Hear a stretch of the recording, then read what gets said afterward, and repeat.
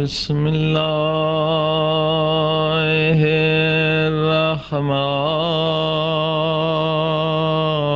الرحمن الرحيم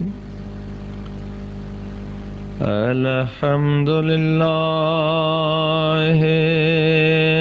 رب العالمين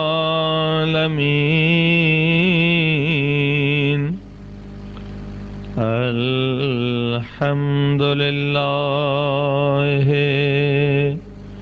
كما هو أهله والصلاة والسلام على سيد المرسلين وخاتم النبيين أبي القاسم محمد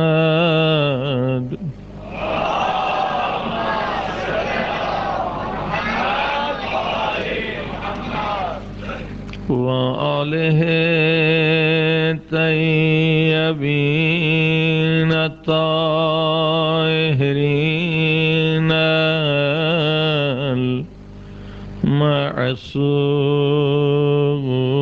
المعصومين. زمانے کے امام کے ظہور کے لیے سب مل کے دعا کریں. الہی عظم البلاء وبرح الخفاء وانكشف الغطاء وانقطع الرجاء وضاقت الأرض ومنعت السماء وأنت المستعان وإليك المشتكى وعليك المؤول في شدة والرخاء. اللهم صل على محمد وآل محمد أولي الأمر الذين فرضت علينا طاعتهم وعرفتنا بذلك منزلتهم ففرج عنا بحقهم فرجا عاجلا قريبا كلمح البصر هو أقرب. سب مل کے یا محمد یا علی یا علی یا محمد یا محمد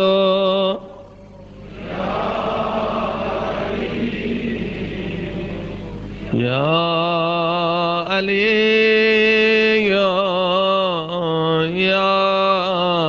محمد اغفرانی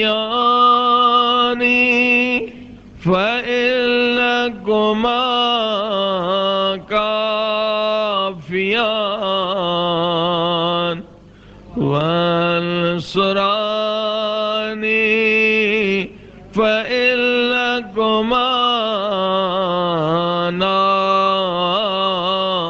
ناصران يا مولانا يا صاحب الزمان يا مولانا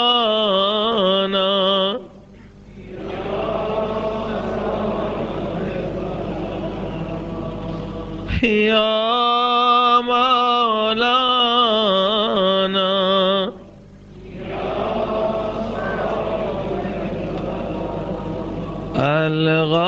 الغاث الغاث أدركني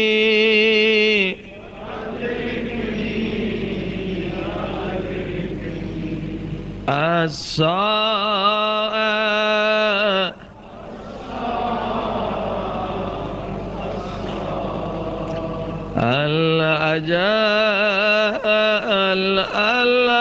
الأجل يا أرحم الراحمين بحق محمد وآله الطاهرين صلوات.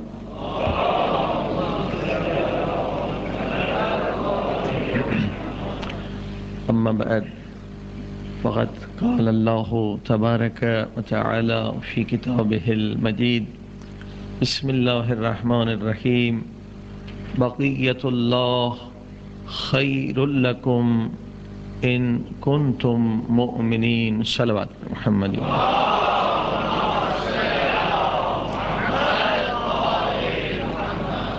مجسمین، ہمارا عنوان اس اشرے میں حضرت امام صاحب الزمان عجل اللہ تعالی فرجہ الشریف کی ذات مبارک ہے کہ تمام مسلمانوں کا اتفاق اور اتحاد ہے کہ آخری زمانے میں پوری کائنات میں جو اسلام کا پرچم بلند ہوگا اور دنیا سے کفر و نفاق کا خاتمہ ہوگا، ظلم و بے حیائی ختم ہوگی، وہ عظیم الشان ہستی جس کے ذریعے سے یہ کام خدا لے گا، اس ہستی کا نام حضرت امام مہدی علیہ السلام.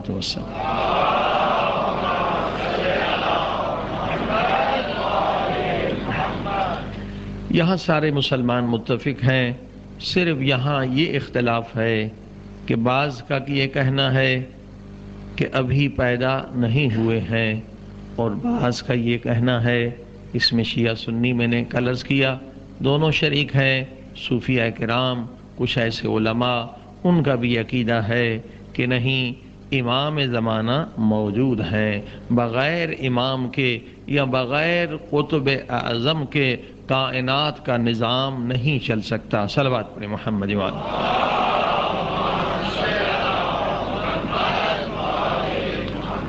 اب جن لوگوں کا یہ عقیدہ نہیں ہے کہ امام اس وقت موجود ہیں، انہوں نے چند اعتراضات کیے ہیں، وہ جواب دینا ضروری سمجھتا ہوں. کل بھی اشارہ کیا تھا کہ ایک بڑا جو اعتراض عوامی انداز سے کیا جاتا ہے کہ بھائی کیسے ممکن ہے کہ ایک انسان کی عمر 1000 سال سے زیادہ ہو. تو ہم کل اس کا جواب دے چکے ہیں کہ قرآن مجید میں بہت ساری آیات ہیں. حضرت نوح علیہ السلام کی عمر کا بھی خدا بند عالم نے ذکر کیا ہے، ان کی عمر 900 سال سے زیادہ ہے.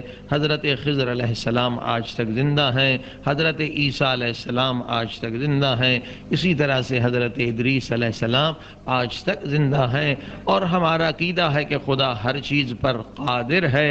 خدا کے لیے یہ کام کوئی مشکل یا ناممکن نہیں ہے کہ کسی انسان کی عمر کو بڑھا دے، اور خصوصاً وہ انسان کامل جو پوری کائنات کو ہدایت دینے کے لیے آنے والا. صلوات محمد وآلہ.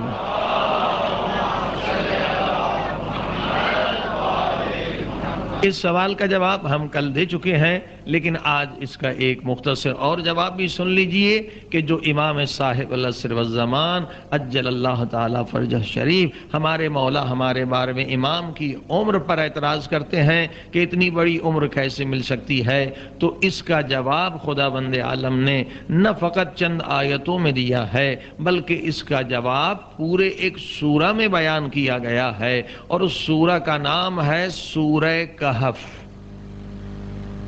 18واں سورہ ہے قرآن مجید کا اور اس کا نام ہے سورہ کہف۔ اور جب سورہ کہف، یہ کہف کا نام آپ سنتے ہیں تو خود بخود اصحاب کہف یاد آ جاتے ہیں۔ صلوات پڑھیں محمد و آل محمد۔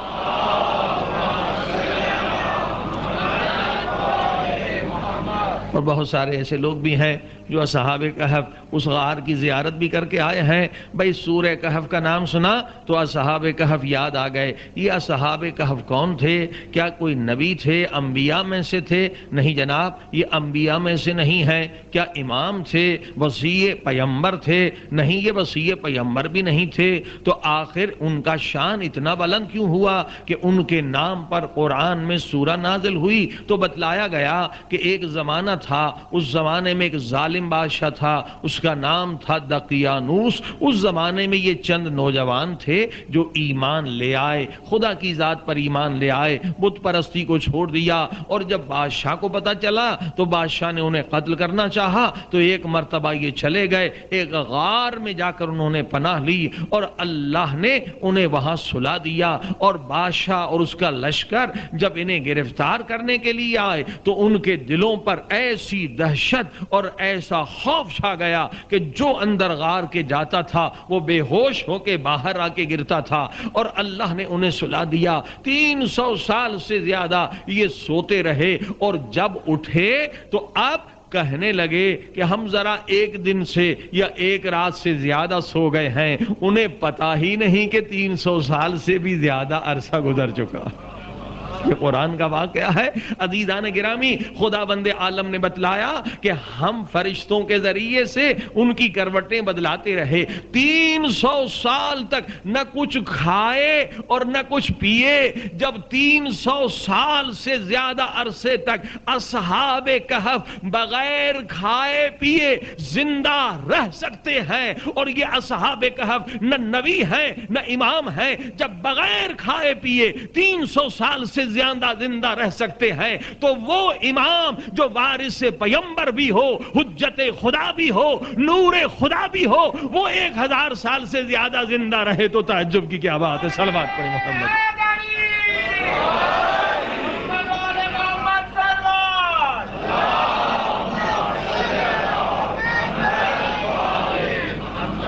مجھے فرمائیے آپ نے پورا سورہ اس جواب میں قرآن مجید میں موجود ہے کہ اصحاب کہف، اور پھر جب زندہ ہوئے جاگے پھر دوبارہ انہوں نے یہی درخواست کی کہ پروردگار ہمیں واپس سلا دے۔ صلوات پڑھیں محمد و آل محمد۔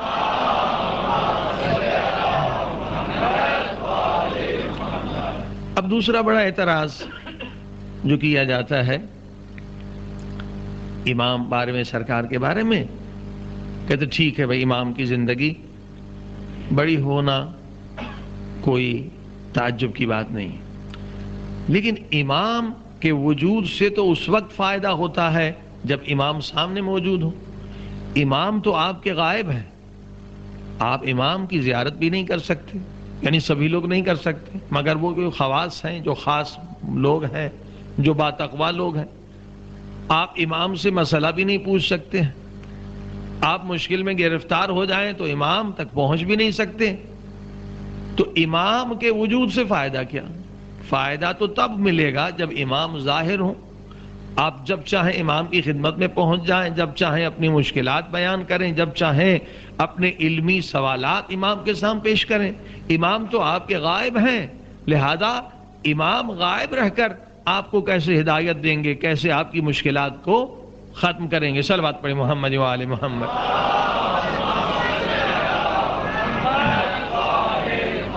یہ دوسرا بڑا اعتراض ہے، اس کا جواب بھی سن لیجئے، جو کہتے ہیں کہ امام کے وجود سے تب فائدہ ہے جب امام ظاہر ہو۔ امام ہیں آپ کے غائب، لہذا جب امام تک آپ پہنچ نہیں سکتے تو غائب رہ کر امام کے وجود سے آپ کو کیا فائدہ ملے گا؟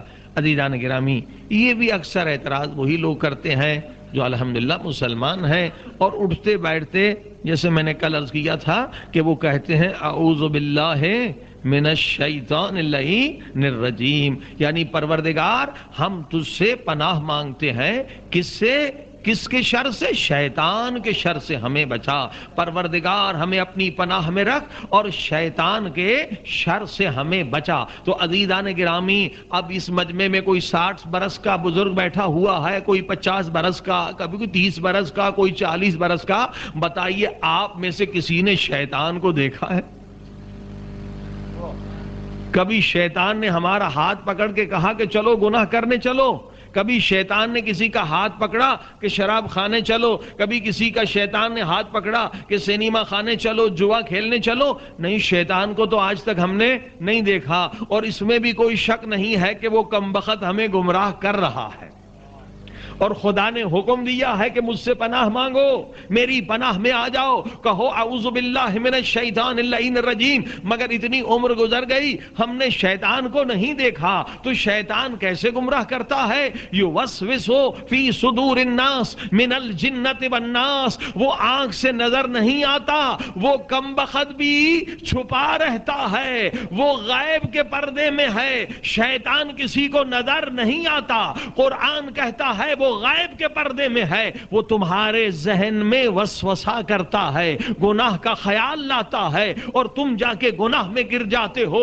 تو جب شیطان اگر غائب کے پردے میں رہ کر پوری دنیا کو گمراہ کرنے کی طاقت رکھ سکتا ہے، تو جو حجت خدا بھی ہو اور نور خدا بھی ہو، وہ غائب میں رہ کر دنیا کو ہدایت کیوں نہیں دے سکتا؟ اگر شیطان کی اتنی طاقت ہے تو حجت خدا، نور خدا، امام زمانہ اجل اللہ تعالی فرجہ شریف،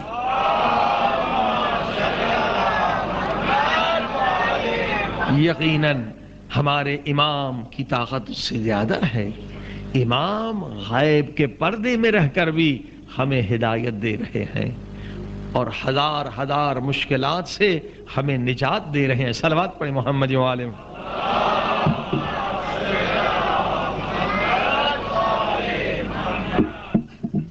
اس اعتراض کا جواب بھی آپ نے سن لیا۔ اب آئیے اصل موضوع کی طرف کہ اس غیبت کبریٰ کے زمانے میں کیا مولا سے ملاقات ہو سکتی ہے؟ کل آپ نے سنا کہ بالکل ہو سکتی ہے، اس میں شک اور شبہ نہیں ہے۔ اور کتنے خوش نصیب ہیں جو امام کی خدمت میں پہنچے ہیں۔ اردو زبان میں کم کتابیں ہیں، جیسے ملاقات امام، 2 جلدوں میں یہ کتاب ہے۔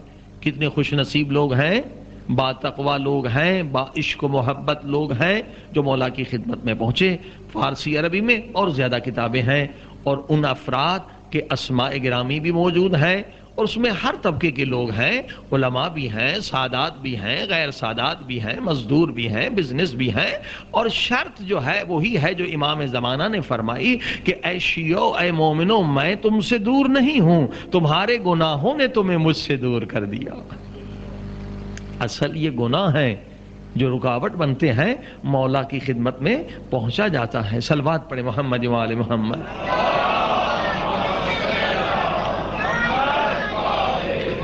یہ حدیث تو آپ نے سنی بھی ہوگی، شیعہ سنی کتابوں میں موجود ہے، من مات ولم يعرف امام زمانہ مات میتۃ الجاہلیہ۔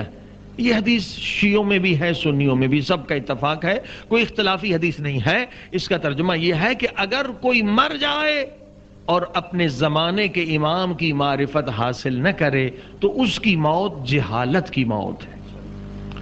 یہ جہالت سے مراد کیا ہے؟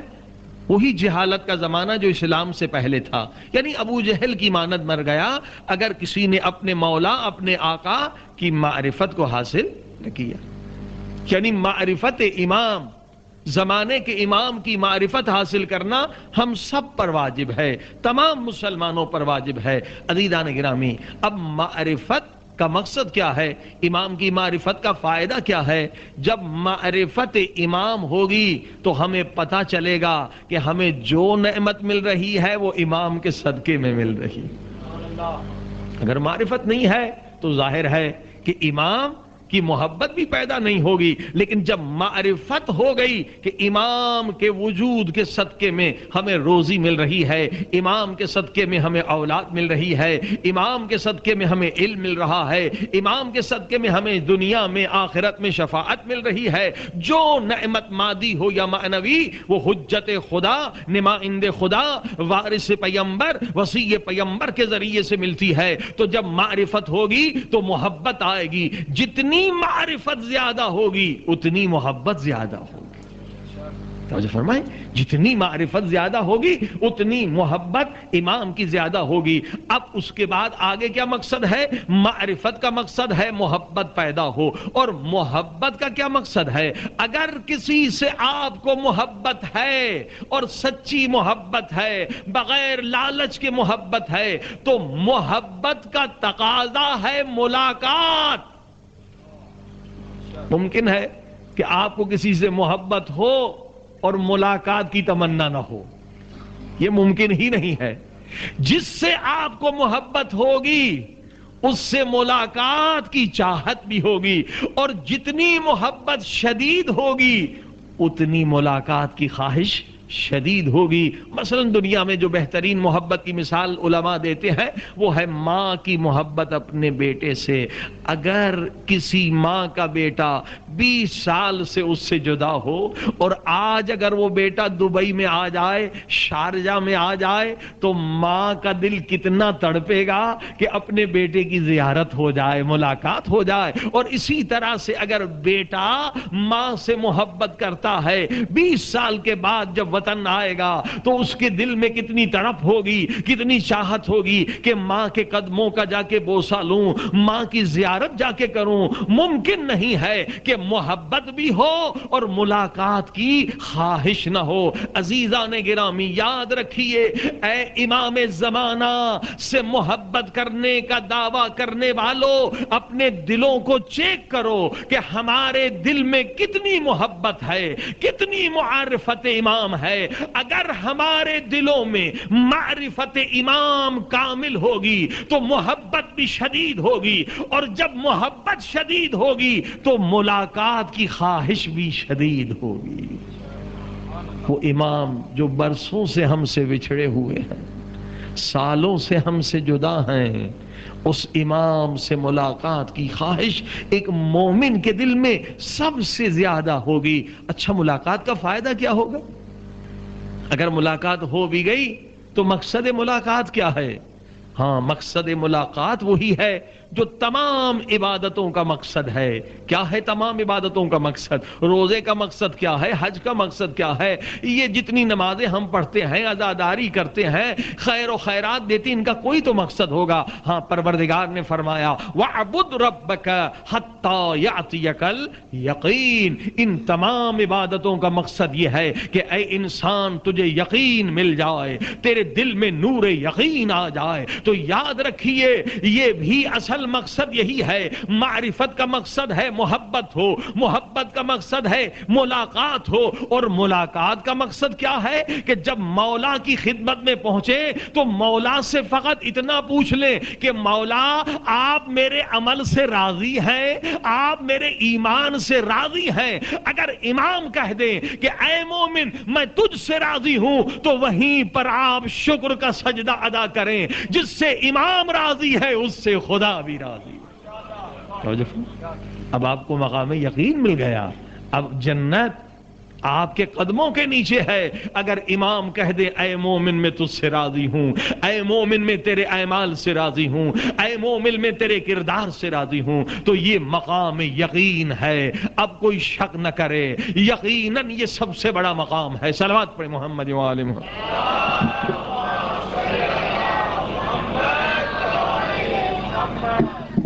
نماز، روزہ، دیگر خیر و خیرات، نیک اعمال، عزاداری ہم سبھی کرتے ہیں، مگر کیا پتا کہ یہ قبول بھی ہے خدا کی بارگاہ میں؟ یا ان کے اندر ریاکاری ہے، ان کے اندر تکبر ہے، ان کے اندر عجب ہے، اور بہت ساری بیماریاں ہیں ہم اپنے نفس کے لیے کر رہے ہیں، خدا کے لیے کر رہے ہیں. کون بتائے گا معیار کون ہے؟ معیار ایک قرآن ہے اور دوسرے اہل بیت ہیں. صلوات پڑھیں محمد والے.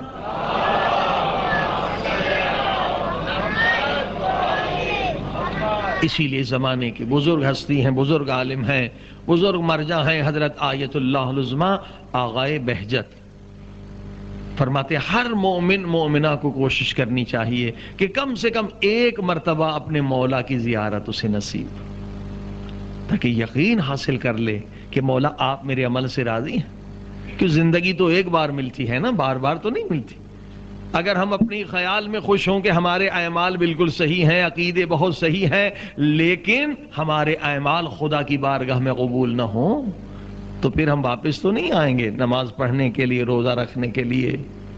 یہ نقصان عظیم ہے جس کے لیے اللہ نے قسم کھائی ہے. بسم اللہ الرحمن الرحیم. والعصر ان الانسان لفی خسر. سارے انسان نقصان میں ہے، خسارے میں ہیں. الا الذین آمنوا، مگر وہ نقصان سے بچ گئے جنہوں نے ایمان حاصل کیا. وعملوا الصالحات، نیک اعمال کیے. وتواصوا بالحق، اور حق کی تبلیغ کی. وتواصوا بالصبر، اور صبر کرتے رہے. تو عزیزان گرامی، اگر ہمیں یقین نہ ہو ممکن ہے ہم نقصان عظیم میں مبتلا ہوں. اور دوسرا مقصد زیارت حضرت امام زمانہ عجل اللہ تعالی فرجہ الشریف یہ ہے کہ فرض کریں کہ انشاءاللہ خدا ہمیں زندگی دے، آپ کو زندگی دے، امام کا ظہور ہو گیا. جب امام کا ظہور ہو جائے تو امام کو کافر بھی دیکھ سکتا ہے، منافق بھی دیکھ سکتا ہے، ہر ایک دیکھ سکتا. اس وقت زیارت کرنا کوئی کمال نہیں ہے. جب امام کا ظاہراً ظہور ہو، جیسے پیغمبر خدا صلی اللہ علیہ وآلہ وسلم کی زیارت کافر بھی کرتے تھے، مومن بھی دیکھتے تھے. اب ظاہر ہے کہ جو جس ایمان سے دیکھتا تھا اسے اتنا اجر ملتا تھا. مگر یہ زیارت کرنا اور اس وقت زیارت کرنا، اس میں بہت فرق ہے. کیونکہ اس وقت امام غائب کے پردے میں ہیں، اس وقت ہر ایک امام تک نہیں پہنچ سکتا. اس وقت وہی امام تک پہنچ سکتا ہے جس سے خدا راضی ہو اور امام راضی ہو. اس وقت وہی پہنچ سکتا ہے. لہذا اس غیبت قبرا میں امام کی خدمت میں پہنچنا یا مولا کی زیارت کرنا انسان کے لیے معراج کے برابر ہے. صلوات پڑھیں محمد عالم.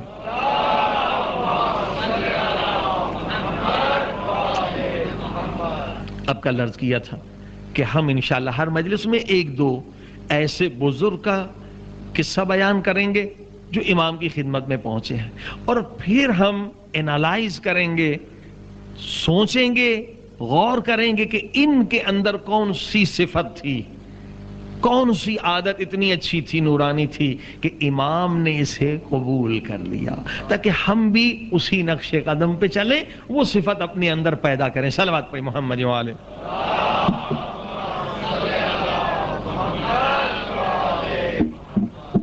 ایک بزرگ ہستی جنہیں ایک مرتبہ نہیں بلکہ 3 مرتبہ امام زمانہ کی زیارت ہوئی. یہ کون ہستی ہے؟ ان کا نام ہے حضرت حجت الاسلام محمد تقی بافقی. انشاءاللہ خدا آپ سب کو حضرت معصوم قم کی زیارت نصیب فرمائے. تو جب آپ جائیں گے وہاں تو حضرت آیت اللہ العظمیٰ آغا گل پائگانی کی قبر ہے. ان کے سرانے اوپر ایک قبر ہے، کبھی اس پہ قالین آ جاتا ہے، کبھی بغیر قالین کے. وہاں آپ دیکھیں گے محمد تقی، خطیب مشہور محمد تقی بافقی. یہ وہ ہستی ہے کہ 3 مرتبہ مولا کی خدمت میں پہنچے ہیں. اور اس کی ذرا سوانح حیات پہ آپ نظر کریں. یہ محمد تقی بافقی وہ انسان مجاہد تھے کہ شاہ کا زمانہ تھا، بڑا ظلم کا زمانہ تھا، بہت سختیاں تھیں، لیکن ان تمام کے برائیوں کے باوجود کوئی عورت کتنی بے حجاب کیوں نہ ہو، مگر جب حرم میں داخل ہوتی تھی تو وہ چادر پہن لیتی تھی کہ حرم کا احترام. اس بے حیائی کے زمانے میں بھی جب بالکل ہی عریانیت تھی، فحاشی تھی، شراب تھے، بدماشی، یزیدی نظام تھا، لیکن اس کے باوجود حرم کا احترام ہوتا تھا کہ کوئی عورت کتنی بھی بری ہو جا رہی ہے زیارت کرنے کے لیے تو چادر پہن لیتی تھی. امام علی رضا علیہ السلام کے حرم میں گئی تو چادر پہن لیتی تھی, حضرت معصومہ قم کے حرم میں تو چادر. مگر ایک دن کیا ہوا کہ شاہ کی بیوی اور بیٹیاں وہ ایسے ہی بغیر چادر کے گندے لباس میں داخل ہو گئی. اب شاہ کا دبدبا تھا, کون بولے کون کچھ کہے, مگر یہ وہ مجاہد عالم تھے کہ وہ شاہ سے ڈرے نہیں, سیدھا منبر پر گئے اور قرآن کی آیتوں سے بتلایا, حدیث سے بتلایا کہ یہ آپ کو زیارت کا ثواب نہیں ملا ہے, یہ آپ نے حرم کی بے احترامی کی ہے اور یہاں سے عذاب لے کے جا رہے ہیں. امر بالمعروف کیا, اور جب بادشاہ کو پتا چل گیا انہیں بہت غصہ آ گیا. شاہ نے کہا یہ کون سا مولوی, اسے پکڑو, اسے جیل میں ڈالو, اسے اتنے کوڑے لگاؤ اور اسے کم سے نکال دو. اور پولیس نے وہی کیا, اس کو پکڑ لیا, کوڑے لگا دیے اور کم سے شہر نکالی دے دی, شہر بدر کر دیا اور تہران میں وہ چلے گئے بیچارے. مگر اس کے باوجود وہ ڈرے نہیں, اس نے امر بالمعروف کیا. تو اپنے زمانے میں امام خمینی کے ہی زمانے میں یہ عالم تھے. امام خمینی اپنے درس میں فرماتے تھے کہ اگر کسی کو اس زمانے کے ابو ذر کی زیارت کرنی ہے تو جا کے محمد تقی بافقی کی زیارت کر. یہ وہ عالم تھے. اب آپ نے دیکھا کہ یہ ایک صفت بھی انسان کے اندر پیدا ہو جائے نا کہ امر بالمعروف نہی عن المنکر. عزیزان گرامی, یہ وہ صفت ہے جو امام زمانہ کو اتنی پسند ہے کہ ایک مرتبہ نہیں 3 مرتبہ مولا نے اس عالم کو اپنی زیارت کرائی. صلوات پڑھی محمد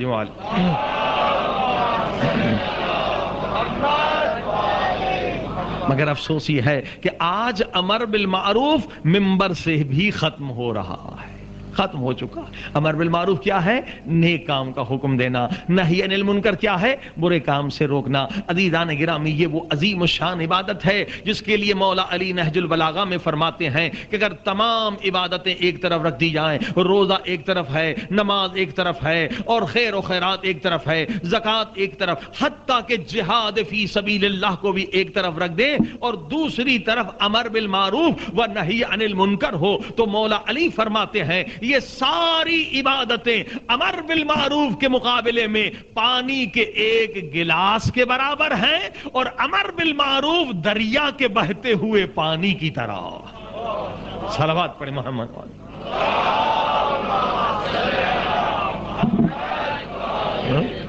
یہ نہج البلاغہ میں جا کے مولا کا خطبہ پڑھیں کہ امر بالمعروف اتنی عظیم الشان عبادت ہے کہ بھئی نماز پڑھیں گے تو آپ اپنے لیے پڑھیں گے, روزہ رکھیں گے تو اپنے لیے, مگر امر بالمعروف سے ہزاروں کو ہدایت ملتی ہے. مگر افسوس یہ ہے کہ آج ممبر سے بھی امر بالمعروف نہیں ہوتا.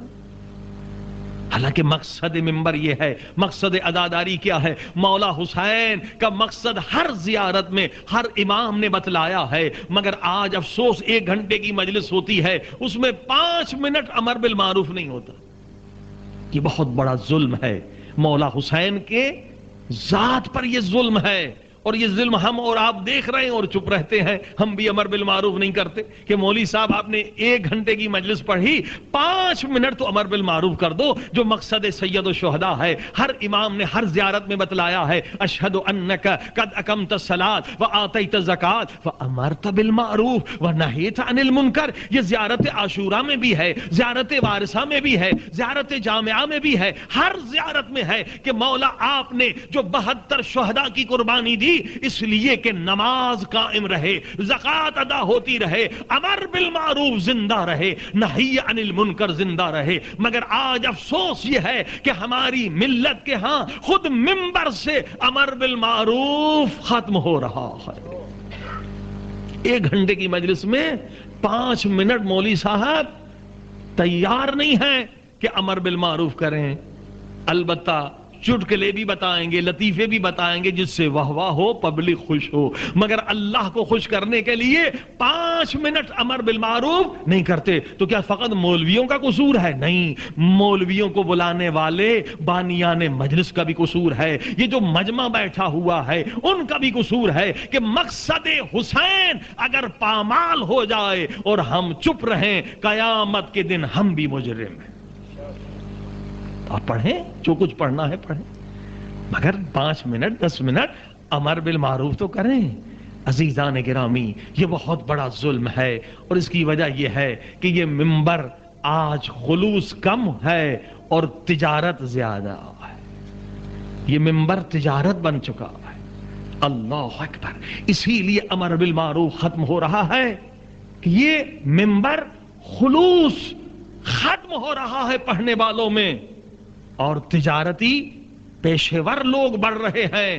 اللہ اکبر! یہ کسی قوم کی تباہی کے لیے سب سے بڑا خطرہ ہے، کسی قوم کی نابودی کے لیے سب سے بڑا خطرہ ہے کہ منبر جہاں سے اصلاح ہونی چاہیے، جہاں سے امر بالمعروف ہونا چاہیے، اگر وہ خالصتاً تجارت کا ذریعہ ہو جائے تو پھر قوم کے لیے فاتحہ پڑھنا چاہیے۔ پھر کون نصیحت کرے گا؟ کیا ہمیں سینما میں نصیحت ملے گی؟ کیا بازار سے نصیحت ملے گی؟ کیا حلال و حرام ہم کہاں جا کے سیکھیں گے؟ یہی منبر ہے۔ مولا علی کے خطبے پڑھیں، اسی منبر سے مولا نے تقویٰ کا درس دیا ہے، اسی منبر سے مولا نے موت کا ذکر کیا ہے، اسی منبر سے مولا علی نے نہج البلاغہ میں برزخ کا عذاب بتلایا ہے، اسی منبر پر مولا نے آ کر کہا اتقو اتقو اتقو، متقی بن جاؤ۔ مگر آج اس مولا علی کے منبر پر بیٹھنے والا 5 منٹ بھی امر بالمعروف نہیں کرتا، اور جب کہیں کہ بھائی مولوی صاحب کتنی بچیاں ہیں پردہ نہیں کرتی، ذرا 5 منٹ پردے کے لیے پڑھ دیں، تو جواب سنیں گے؟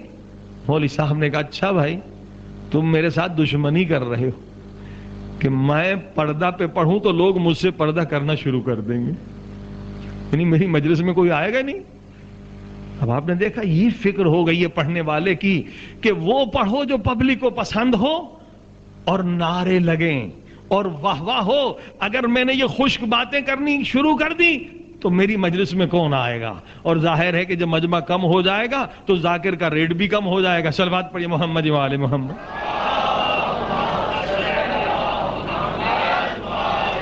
دیکھا یہ نہیں کہ مولا سے محبت ہے اس وجہ سے یہ فضائل پڑھتے ہیں، یہ اس لیے پڑھتے ہیں تاکہ ان کا ریٹ بڑھ جائے۔ یہ قوم کی تباہی ہے کہ قوم میں بے نمازی ہیں مگر نماز پہ نہیں پڑھتے، قوم میں جوا کھیلنے والے ہیں، شراب پینے والے ہیں، گناہوں میں مبتلا، ایک لفظ نہیں پڑھتے۔ عزیزان گرامی اس میں سب مجرم ہیں، صرف یہ نہیں کہ ہم ذاکرین کا قصور ہے، پڑھنے والوں کا بھی قصور ہے، پڑھانے والے بانیان مجلس بھی قیامت کے دن جواب دہ ہوں گے، اور آپ سننے والے بھی بے قصور نہیں ہیں۔ آپ پر بھی واجب ہے کہ ایک مومن نے، ایک مولوی صاحب نے 1 گھنٹے کی مجلس پڑھی، 5 منٹ امر بالمعروف نہیں کہا، آپ پر واجب ہے جا کے مولوی صاحب سے کہیں، ادب سے کہیں، احترام سے کہیں، یہ نہیں کہ بے عزتی کریں کہ مولوی صاحب کیا آپ نے زیارت عاشورہ نہیں پڑھی؟ کیا زیارت وارثہ نہیں پڑھی؟ مقصد امام حسین ہے امر بالمعروف، آپ نے ایک لفظ امر بالمعروف نہیں کہا۔ عزیزان گرامی لہذا امر بالمعروف اگر ہم نہ کریں تو کبھی امام زمانہ ہم سے راضی نہیں ہے۔ صلوات پڑھیں محمد و آل۔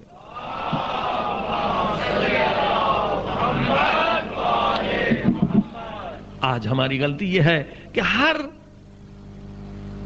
ایک کو جس کی مجلس پسند آ گئی، جس کا نام زیادہ ہے، ہم اسے ممبر پہ بٹھا دیتے ہیں، حالانکہ اہل بیت نے منع کیا کہ ہمارے ممبر پہ ہر ایک کو مت بٹھانا۔ اصول کافی ہماری سب سے بڑی کتاب ہے نا، آپ جا کے کھولیے، حضرت امام جعفر صادق علیہ الصلوۃ والسلام کیا فرماتے ہیں،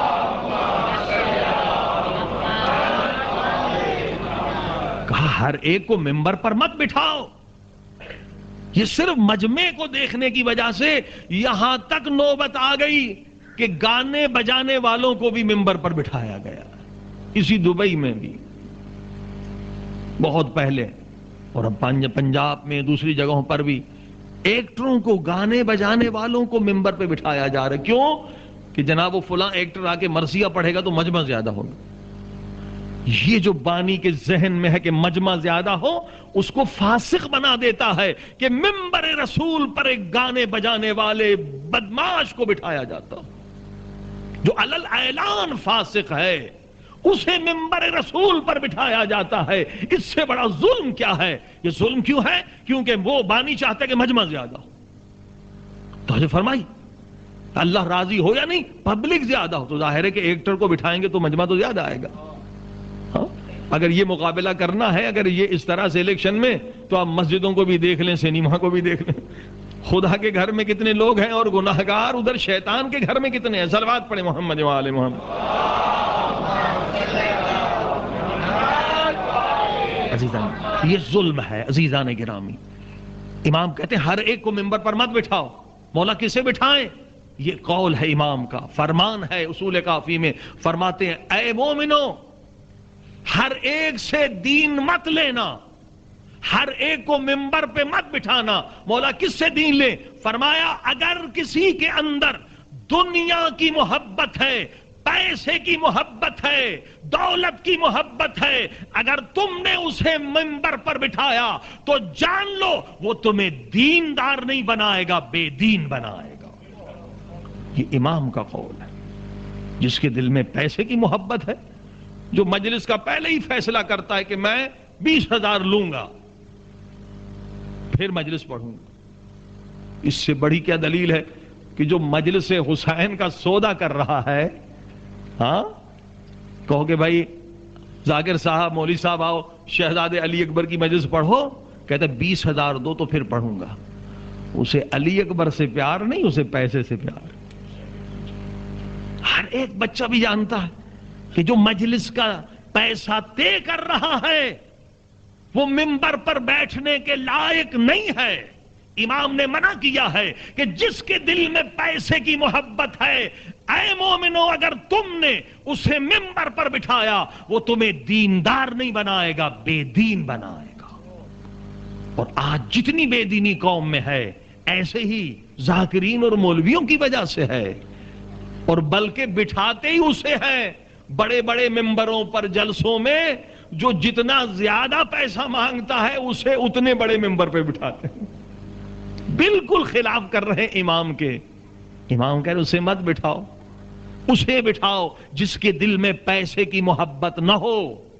یہ ذاکرین کی بھی ذمہ داری ہے کہ دل سے پیسے کی محبت نکالیں، اور یہ آپ کی بھی ذمہ داری ہے، بانیان مجلس کی بھی ذمہ داری ہے کہ ہر عالم کو منبر پہ مت بٹھائیں، پہلے دیکھیں اس کے دل میں پیسے کی محبت تو نہیں ہے. اگر اس کے دل میں پیسے کی محبت ہے اور آپ نے منبر پر بٹھا دیا تو جان لیجئے، یقین رکھ لیجئے وہ قوم کو بے دین بنا کے چلا جائے گا.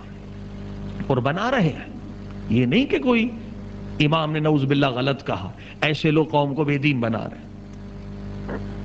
بجائے اس کے کہ امر بالمعروف کریں. زیارت وارثہ زیارت عاشورہ میں ہے نا اشہد انک قد اقمت الصلاۃ. مولا آپ نے نماز کو قائم کیا. منبر پر آج پاکستان میں اور جگہوں پر کتنے ایسے لوگ ہیں جو پیسے کے موجاری ہیں، ان کے دل میں پیسے کی محبت ہے. کیا بھائی نماز پہ تو نہیں پڑھتے، الٹا نماز کے خلاف پڑھتے ہیں. کہتے ہیں جی حر نے کون سی نماز پڑھی تھی، وہ تو جنت میں چلے گئے، تم بھی جنت میں چلے جاؤ گے، یا علی کرو جو جنت میں چلو گے. اب بتائیے بے دین نہیں بنانا ہے تو اور کیا. مشکل سے باپ نے جوان کو نماز پر بلایا، نمازی بنایا، وہ آیا مجلس سننے. ہاں جی منبر پر ایک دنیا پرست شیطان کو ہم نے بٹھا دیا. اس نے کہا جی حضرت حر نے کون سی نماز پڑھی تھی، جنتی ہے یا نہیں، تم بھی جنتی ہو، یا علی کرو میری مجلس میں نعرے لگاؤ، صلوات پڑھے محمد علیہ. ہاں جی بھائی انسان کو تو بہانا چاہیے نا کہ یہ مولوی تو اچھا ہے، بغیر نماز کے ہمیں جنت دے دی. یہ دیکھیں یہی لوگ ہیں جو دنیا پرست ہیں، یہ جو خون حسین کے تاجر ہیں. وہ خون حسین کا تاجر ہے جو مجلس حسین کا سودا کرتا ہے. کسی بانی نے اگر اسے بٹھایا وہ بھی اس جرم میں شریک ہے. بانی بھی شریک ہے اور آپ سننے والے بھی شریک ہیں. یہ بانی کے لیے بے شک کہتے ہیں تو اپنے لیے بھی کہیں. صلوات پڑھی محمد علیہ.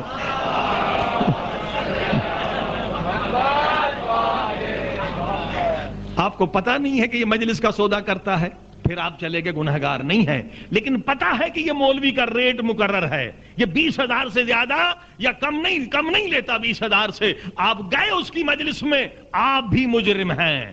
آپ بھی ایک دنیا پرست کو جس کے لیے امام نے منع کیا تھا آپ نے اسے منبر پر بٹھایا. وہ قوم کو بے دین بنائے گا، وہ نوجوانوں کو بے نمازی بنائے گا، وہ بچیوں کو بے شرم و بے حیا بنائے گا، وہ غیرت کا درس نہیں دے گا، وہ شرم و حیا کا درس نہیں دے گا، وہ امر بالمعروف کی بات نہیں کہے گا، وہ بات نہیں کہے گا جو خدا کو پسند ہو، وہ بات کہے گا جو پبلک کو پسند ہو.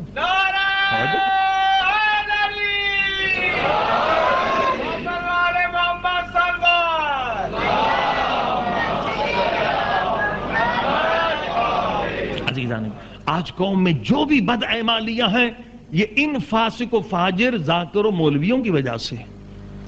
قوم بے دین نہیں ہے، قوم بے عمل نہیں ہے۔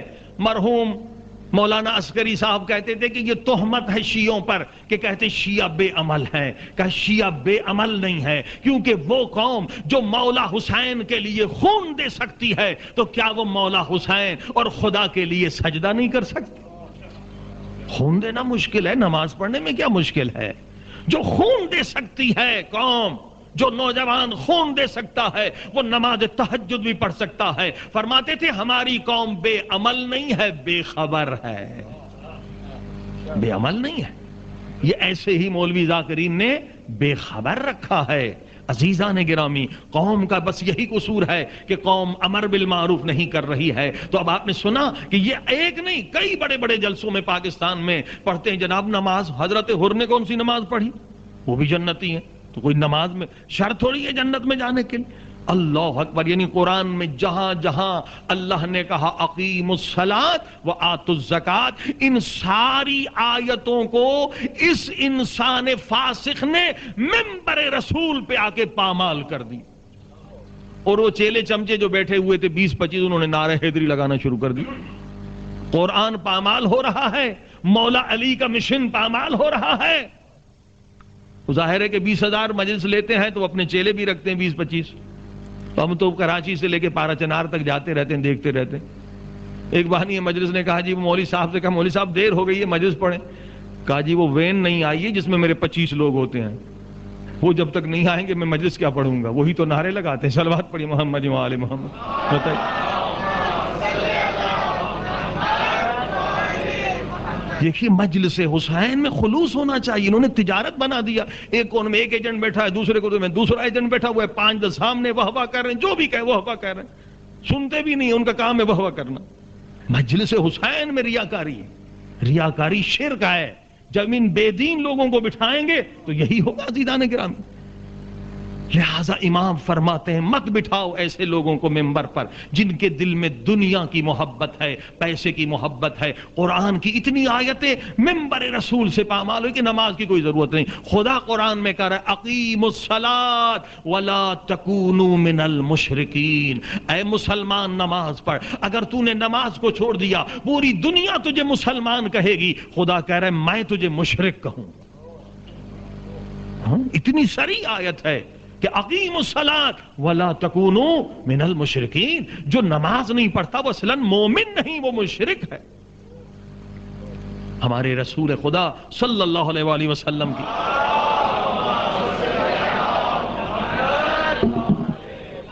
کہ حدیث مبارک ہے کہ لیس من امتی، وہ میری امت سے خارج ہے، من استخف بصلاتہ، جو نماز کو اہمیت نہ دے، جو نماز کو ہلکا سمجھے، سبک سمجھے اور نماز کی اہمیت کو چھوڑ دے، وہ میری امت سے خارج ہے۔ اور یہ خون حسین کا تاجر، یہ بے دین انسان کیا کہہ رہا ہے کہ حضرت حر نے کون سی نماز پڑھی تھی؟ اور عوام کو تو نہیں پتا، بیچارے لوگ گرفتار ہو جاتے اس بات میں، وہ جنتی ہے یا نہیں؟ ہاں جی جنتی ہے۔ اس نے کون سی نماز پڑھی تھی؟ نماز کوئی شرط ہے؟ قرآن کی مخالفت، پیغمبر کی مخالفت۔ عزیزان گرامی، مشہور روایت ہے کہ حضرت حر جب پیاسے آئے مولا حسین نے پانی دیا، پانی پینے کے بعد نماز کا وقت آیا، دونوں لشکر اکٹھے ہو گئے۔ مولا حسین نے فرمایا حر تم نماز پڑھاؤ، تو حر نے سر جھکا کر کہا کہ مولا آپ کے ہوتے میں امامت کیا ہوں؟ ہاں، یہی ادا مولا حسین کو پسند آئی تھی کہ ابن زہرا آپ کے ہوتے ہوئے میں کیسے امامت کر سکتا ہوں؟ ہاں، کون کہتا ہے کہ حر بے نمازی تھے؟ مولا کی اقتداء میں، مولا کے پیچھے اس نے نماز پڑھی ہے۔ عزیزان گرامی، یہ عوام کو گمراہ کرنا نہیں تو اور کیا ہے؟ اس سے کیا فائدہ ہوگا دنیا آخرت کا؟ ایسی باتیں کرتے ہیں منبر سے جس سے قوم میں بے عملی بد عملی میں اضافہ ہو، نہ کہ اعمال صالحہ میں۔ اسی لیے امام نے فرمایا ہے کہ جس کے دل میں پیسے کی محبت ہے وہ کبھی تمہیں دین نہیں دے گا، وہ تمہیں بے دینی سکھائے گا۔ لہذا خود مولا علی فرماتے ہیں لا ینال ولایتنا من استخف بصلاتہ، اگر کوئی نماز کو نہ اہمیت دے، اگر کوئی نماز کو چھوڑ دے تو یاد رکھو مرنے کے بعد یا زندگی میں بھی حقیقی طور پر اس کے دل میں میری ولایت نہیں رہے گی۔ میری ولایت کا نور ان کے دلوں میں ہے، ان کے دلوں میں ہے جو نمازی ہیں، نماز عشق سے ادا کرتے ہیں۔ اور اس کے بعد حضرت امام جعفر صادق علیہ الصلوۃ والسلام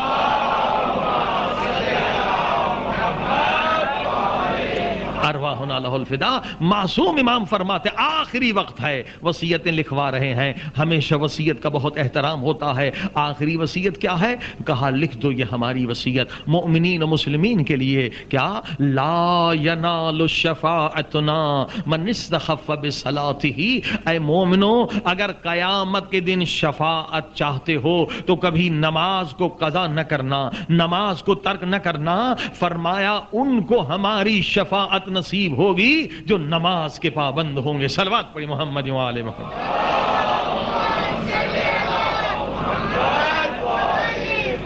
ہماری شفاعت سے محروم رہیں گے جنہوں نے نماز کو چھوڑ دیا، اور اس کی وجہ بھی بتلائی۔ کہا کہ جب قیامت ہوگی قبریں پھٹیں گی، جو کافر مشرک ہیں وہ سیدھے جہنم میں جائیں گے، ان کا قیامت میں کوئی کام ہی نہیں ہے، وہ تو کافر ہیں، سیدھے جہنم میں جائیں گے۔ مشرک سیدھے جہنم میں، یہودی سیدھے جہنم میں، جو بھی منکر ہیں قرآن کے ہمارے پیغمبر کے، وہ قیامت کے میدان میں نہیں آئیں گے۔ کون آئے گا؟ کہ قبر پھٹی، ایک مرتبہ مردہ قبر سے باہر نکلا، دیکھے گا کہ ایک دوسرا جوان ہے وہ میرے قبر کے قریب کھڑا، پوچھے گا تم کون ہو؟ کہے گا اگر وہ جواب دیں گے اگر میں یہاں نہ ہوتا تو بھی سیدھا جہنم میں جاتا۔ کہ تو ہے کون؟ کہا میں تیری زندگی کی نماز ہوں، اور میری ڈیوٹی اللہ نے یہ رکھی ہے کہ قیامت کے دن تجھے قبر سے لے کر میدان قیامت میں پہنچاؤں، میرا کام یہ ہے۔ اب مولا نے کیا فرمایا؟ لا ینال شفاعتنا من استخف بصلاتہ، اسے ہماری شفاعت نصیب ہی نہیں ہوگی جو نماز کو اہمیت نہیں دیتا۔ یعنی مولا نے بتلایا اے مومنو ہم شفاعت کریں گے، شفاعت کرنا ہمارا کام ہے، مگر قیامت کے میدان میں پہنچنا تمہارا کام ہے۔ تم نے نماز ہی نہیں پڑھی تو تم پہنچو گے ہی نہیں۔ جو بے نمازی ہے قرآن کہتا ہے وہ مشرک ہے، وہ سیدھا جہنم میں جائے گا۔ صلوات پڑھی محمد و آل محمد۔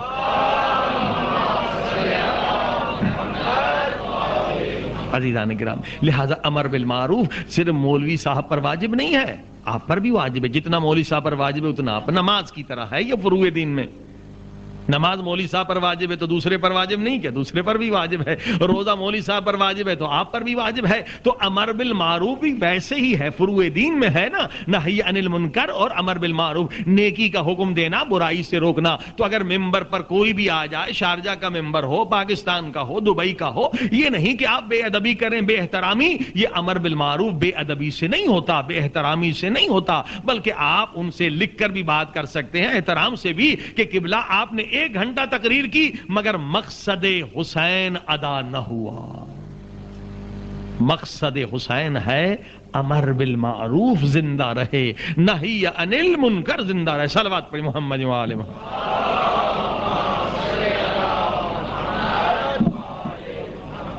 تو ہم بتلا رہے تھے کہ یہ جو مجاہد عالم تھے، 1 مرتبہ نہیں 3 مرتبہ مولا کی زیارت نصیب ہوئی۔ کیوں؟ امر بالمعروف کی وجہ سے تازیانے کھائے، جیل میں گئے، وطن سے نکال دیے گئے۔ اور انشاءاللہ اگر آپ نے کسی مولوی کو امر بالمعروف کیا تو نہ وہ تازیانہ مارے گا، نہ جیل میں ڈالے گا، نہ آپ کو دبئی سے نکالے گا۔ صلوات پڑھے محمد و آل محمد۔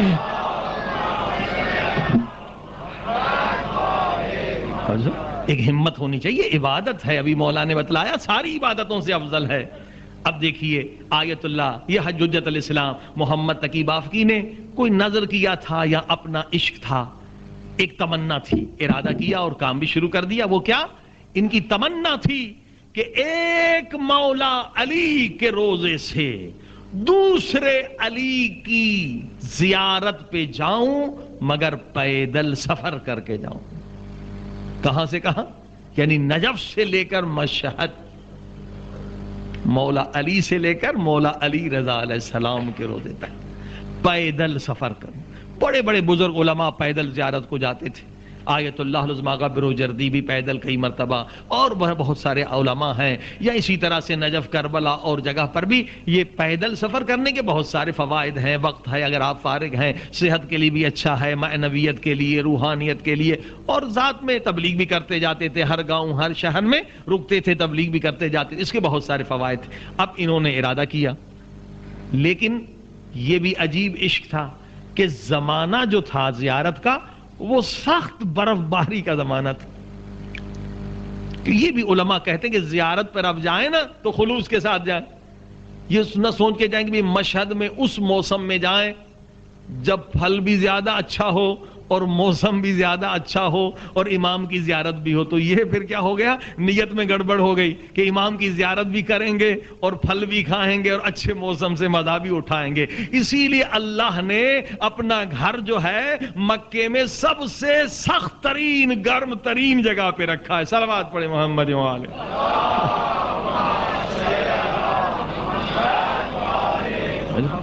تو نیت بالکل خالص کریں. اب یہ سخت برف کا زمانہ تھا اور یہ پیدل برف میں بہت مشکل ہے. سفر کر رہے تھے جناب پیدل. اب رات ہو گئی، سامنے ایک ہوٹل تھا، مسافر خانہ. یہ ایران تک پہنچ گئے تھے. اس زمانے میں شاہ کا ہی زمانہ تھا، شراب عام پانی کی طرح لوگ پیتے تھے. اب ہوٹل میں جو گئے تو دیکھا سب شراب کے نشے میں مست مدہوش اور سب ناچ رہے ہیں. اب حکم شریعت ہے کہ جہاں شراب پی جائے وہاں بیٹھنا آپ کے لیے حرام ہے، مگر یہ کہ آپ مجبور ہو. چاہے کسی کی بھی شادی ہو، کوئی بڑا سے بڑا آدمی ہو، اگر وہاں شراب پی جا رہی ہے جو بھی بیٹھے گا اس پہ بھی لعنت پڑے گی. حدیث ہے. وہاں آپ کو اگر لعنت سے بچنا ہے تو پھر خدا کی رضا کو سامنے رکھیں، چاہے سارے بندے ناراض ہو جائیں. مگر جہاں مجبور ہیں، جیسے اب جہاز میں ہیں، آپ تو کہیں جا نہیں سکتے، مجبور ہیں. مجبوری کی حالت اور ہے جہاں آپ کو اختیار ہے. مثلا میں نے سنا کہ یہاں پر لوگ رہتے ہیں کرائے کے ساتھ، کٹھے رہتے ہیں. ایک ساتھی جو شراب لے کر آتا ہے تو ظاہر ہے کہ وہاں بھی رہنا جائز نہیں ہے. ایسے جگہ انتخاب کریں جہاں کوئی شرابی نہ ہو، کیونکہ جہاں بھی شراب پی جائے وہاں اگر آپ رہتے ہیں تو اس پہ بھی لعنت پڑے گی، آپ پر بھی لعنت پڑے گی، اور اگر عذاب آیا تو آپ بھی اس سے بچ نہیں سکتے. لہذا اب انہوں نے دیکھا ایک تو نشے میں مدہوش ہیں، جب نشے میں ہے تو انہیں امر بالمعروف بھی نہیں کیا جا سکتا اور ان کے ساتھ بھی رہنا بھی جائز نہیں ہے، اور باہر برف ہے، برف ہی برف ہے، کوئی اور جگہ رہنے کے لیے نہیں ہے. اب انہوں نے دعا کے لیے ہاتھ اٹھائے، استغاثہ کیا کہ پروردگار تو میری مدد کر، کوئی مشکل حل ہو جائے. اب انہوں نے جیسے استغاثہ کیا، پیچھے سے کسی نے آ کر کاندھے پہ ہاتھ رکھا. مڑ کر جب دیکھا تو زمانے کے امام نظر آئے. صلوات پڑھے محمد.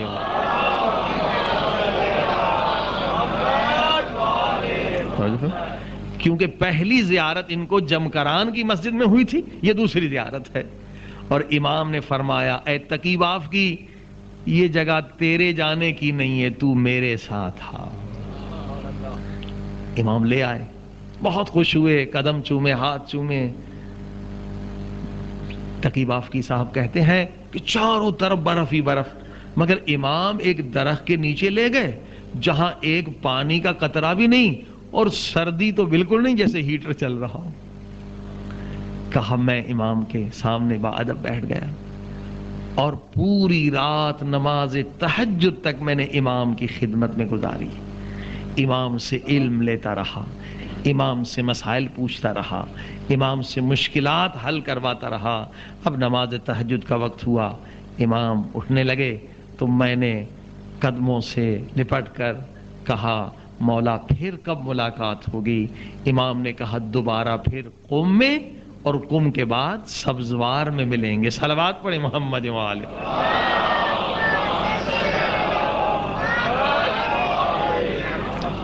اب تو ان کے اندر اور بھی جوش بڑھ گیا. یہ پیدل سفر کرنے کے اور بھی بہت سارے فوائد ہیں. بڑے عشق و محبت سے انہوں نے خود کو قم میں پہنچایا. اب جیسے قم میں پہنچے تو دل تڑپ رہا ہے کہ مولا کب آئیں گے, مولا کہاں آئیں گے. یہاں تک کہ قم کا سفر ختم ہو گیا مگر امام سے ملاقات نہیں ہوئی. اب یہ سوچنے لگے یقیناً میں نے کوئی گناہ کیا ہے, کوئی حرکت ایسی ہوئی ہے جس سے امام ناراض ہوئے ہیں. توبہ کرنے لگے, میرے اللہ مجھے بتلا دے میں نے کون سا گناہ کیا کہ امام نے مجھے اپنی زیارت نہیں کرائی تھی. اب جب سبزوار میں پہنچے تو پیچھے سے گھوڑے کی آواز آئی. مڑ کر دیکھا تو گھوڑے پر سوار امام زمانہ کو دیکھا. صلوات پڑھیں محمد.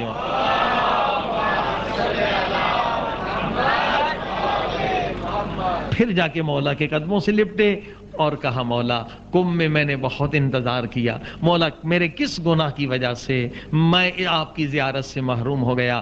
امام نے فرمایا ہم وہاں بھی تیرے ساتھ تھے. مولا کب؟ کہا جب تم حرم سے نکل رہے تھے ایک عورت نے تم سے شرعی مسئلہ پوچھا, تم سر جھکا کے جواب دینے لگے اور جب تم جواب دے رہے تھے میں تمہارے ساتھ تھا. صلوات پڑھیں محمد و آل محمد.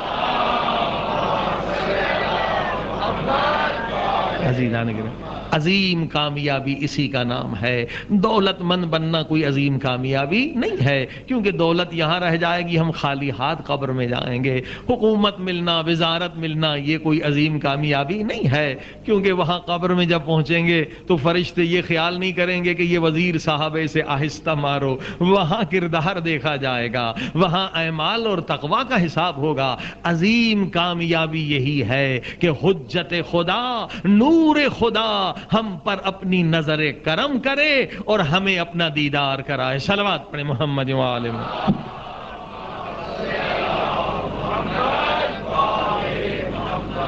لہذا اس کے لیے محنت کرنی ہے, ریاضت کرنی ہے. شیطان کے وسوسے سامنے آئیں گے. امر بالمعروف عبادت وہ نماز سے سختر عبادت ہے. نماز آپ پڑھیں گے سب کہیں گے بڑا اچھا مومن ہے. امر بالمعروف کریں گے لوگ کہیں گے بہت ہی خطرناک آدمی ہے, لوگ آپ کے دشمن بنتے چلے جائیں گے. عزیزان گرامی, امر بالمعروف آسان عبادت نہیں ہے اور جب آپ کرنے لگیں گے ہزار وسوسے خیال میں آئیں گے, ذہن میں آئیں گے کہ بھائی میرا کیا ہے, میں اپنی قبر میں جاؤں گا یا اپنی قبر میں کہیں میرا دشمن نہ ہو جائے, کہیں تعلقات خراب نہ ہو جائیں. کتنے اور بہانے شیطان سامنے پیش کرے گا تاکہ آپ امر بالمعروف سے رک جائیں. مگر یاد رکھیے اگر امر بالمعروف کی آپ نے عادت ڈال دی تو ایک حدیث اور بھی سن لیں. مولا علی فرماتے ہیں, صلوات پڑھیں محمد و آل محمد.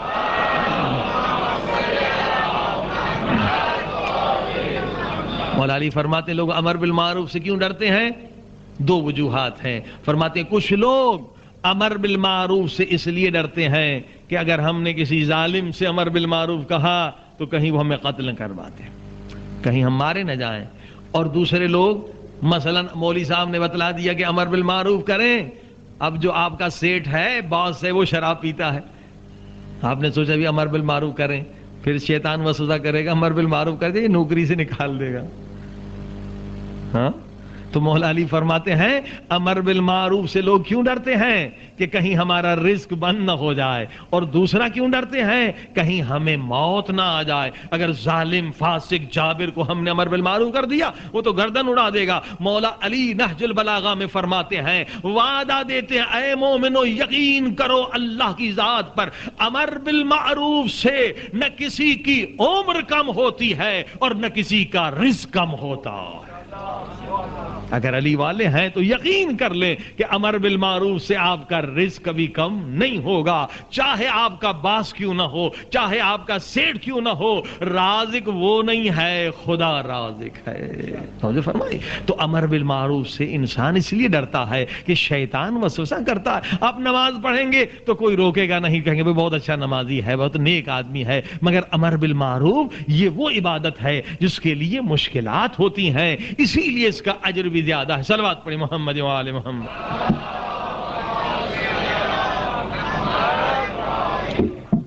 اور جہاں امر بالمعروف کرنے کے لیے دل آپ کا تیار ہو جائے, عادت ہو جائے, تو یقیناً یہ وہ عمل ہے کہ اگر اس میں ہم اور آپ مخلص رہے تو ایک نہ ایک دن یقیناً امام زمانہ ہم پر آپ پر لطف فرمائے گا, اپنی زیارت سے محروم نہیں فرمائے گا. مگر یہ کہ کوئی گناہ رکاوٹ نہ ہو. جیسے کل آپ نے 3 گناہ سنے جو اس مومن کے لیے رکاوٹ بن گئے. 12 سال وہ امام کی زیارت سے محروم رہا. صلوات پڑھیں محمد وآل.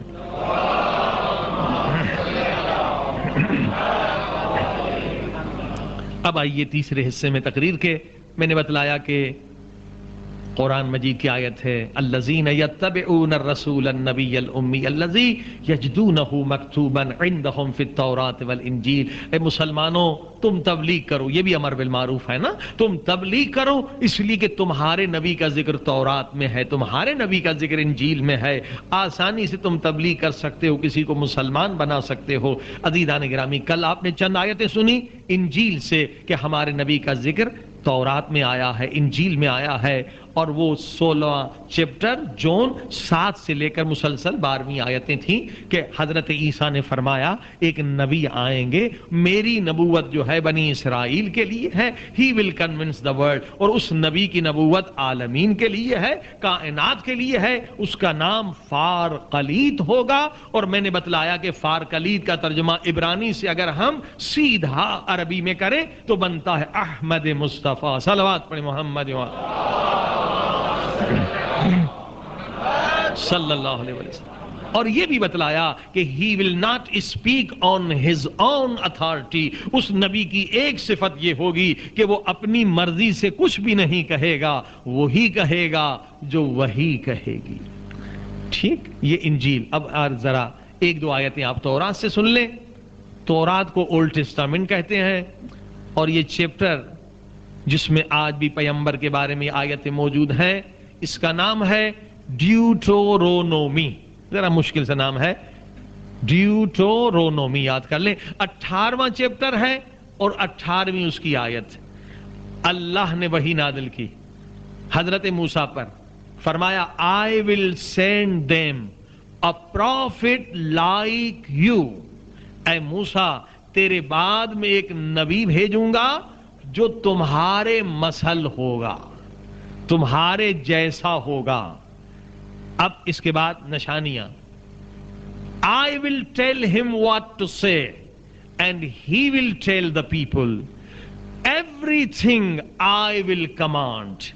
جو میں اسے کہوں گا وہ وہی لوگوں سے کہے گا, اور اس کی ہر بات میری وحی کے مطابق ہوگی. Everything I will command. اس کا ہر لفظ جو ہے وہ میری وحی کے مطابق ہوگا. اور انجیل نے کیا کہا, حضرت عیسیٰ نے کیا بتلایا کہ میرے بعد جو نبی آئے گا he will not speak on his own authority. جو نبی آئے گا وہ نبی ہوگا جو اپنی مرضی سے کچھ نہیں کہے گا, وہی کہے گا جو وہی کہے گی. یہ ہمارے نبی کی صفت ہے جو تورات میں بھی موجود ہے, انجیل میں بھی موجود ہے, اور قرآن میں بھی موجود ہے. وما ينطق عن الهوى ان هو الا وحی یوحى. صلوات پڑھیں محمد وآلہ.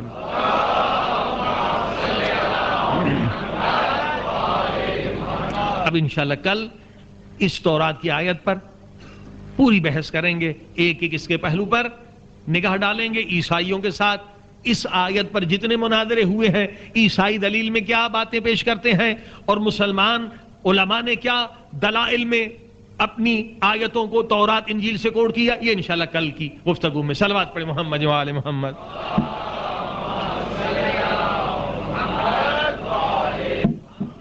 عزیزان گرامی, واقعی اگر امر بالمعروف کریں ہم مسلمان تو ہزاروں کو مسلمان بنا سکتے ہیں, مشکل نہیں ہے. اس قدر دلائل. اس مرتبہ چہلم کے لیے ہم مڈاگسکر گئے, وہاں جا کے بہت خوشی ہوئی کہ تھوڑی سی مومنین نے چند سال کوشش کی, اور الحمدللہ اس کوشش کے ذریعے سے 7,000 عیسائی مومنین میں تبدیل ہوئے, اور بہت خوشی ہوئی. ان کے جو وہاں اصل افریقن تھے ان کے امام بارگاہوں میں بھی گئے, وہ اپنی زبان میں نوحہ پڑھ رہے تھے, ماتم کر رہے تھے. واقعاً اس قدر مذہب اہل بیت کہ اندر قدرت ہے، طاقت ہے، کہ اگر ذرا سی زحمت یہ چند آیتیں ہم یاد کر لیں، کبھی سفر میں ہیں، گاڑی میں ہیں، پلین میں ہیں، اب آرام سے جو ہے ایک آدمی کو کنونس کر سکتے ہیں. کیونکہ جہاں ساری برائیاں ہیں یورپ امریکہ میں، تو وہاں ایک خوبی بھی ہے. وہ خوبی یہ ہے کہ وہاں اتنا تعصب نہیں ہے جتنا ہمارے پاکستان ہندوستان میں تعصب ہے. وہاں اگر آپ دلیل سے بات کریں تو کہ عیسائی مان بھی لیتا ہے اور مسلمان مومن بھی بن جاتا ہے. صلوات پڑھیں محمد والے.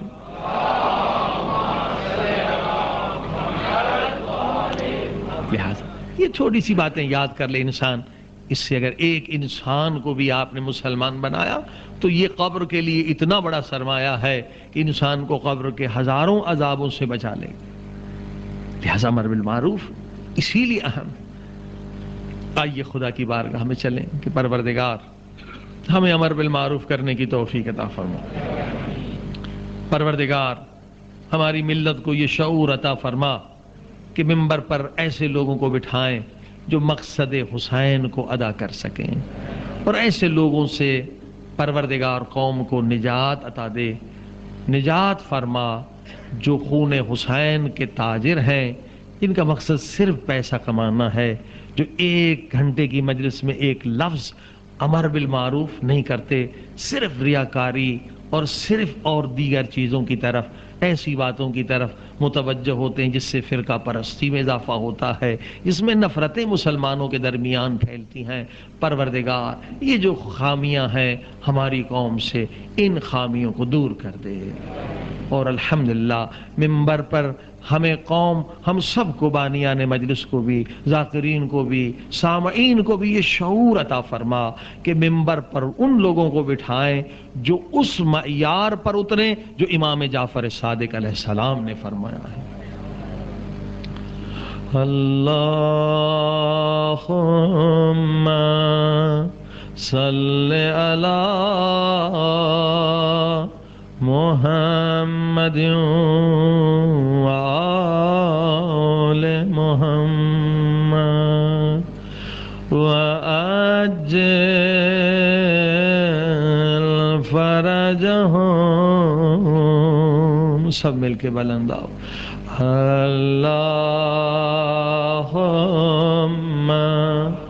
صلی علی محمد وآل محمد وعجل فرجہم. اس طرح سے صلوات پڑھنے کا زیادہ ثواب ہے کہ صلوات بھی ہے، دعا بھی ہے کہ خدا جلد ہمارے امام کا ظہور فرما. اللہم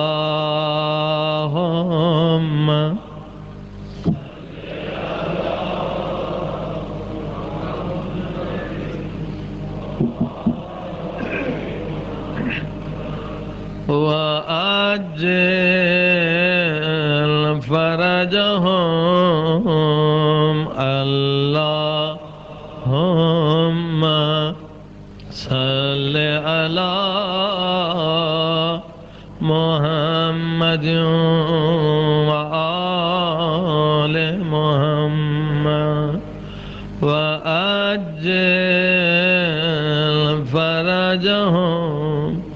یا اللہ یا اللہ یا اللہ یا اللہ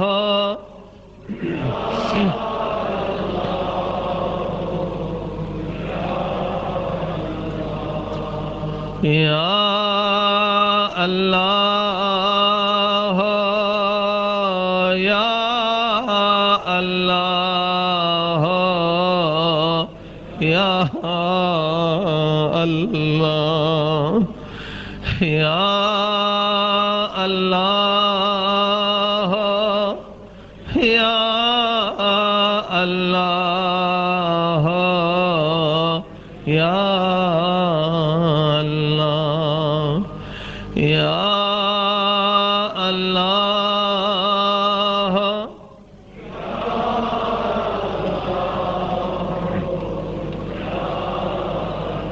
ماشاء اللہ. یا اللہ یا اللہ، او میرے اللہ تجھے واسطہ اس لحظے کا جب مولا حسین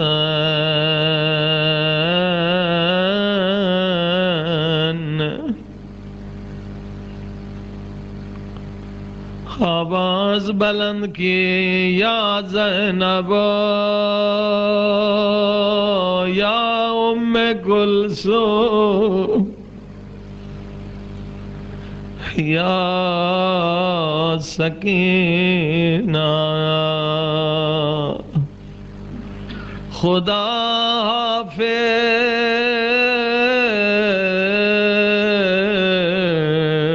خدا حافظ. جب مولا حسین آخری وقت سب سے ملنے آئے اور سب سے خدا حافظ کہا، ایک مرتبہ جناب زینب سلام اللہ علیہا نے فرمایا، بھیا تھوڑی دیر ٹھہر جا. مولا حسین ٹھہر گئے. بی بی زینب نے فرمایا، بھیا اپنی گردن کو نیچے کر.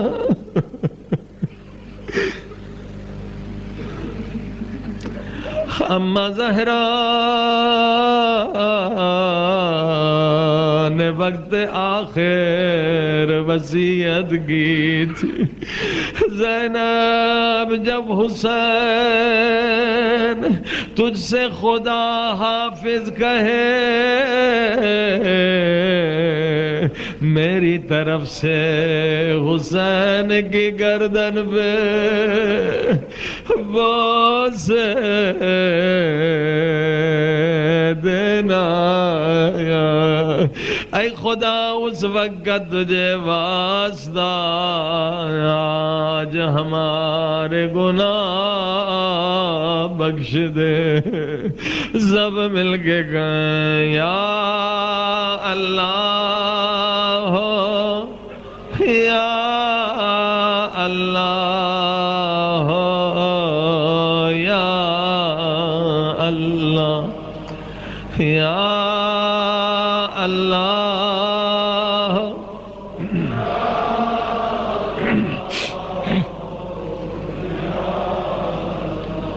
یا مجیب دعوت المضطرین، یا کاشف کرب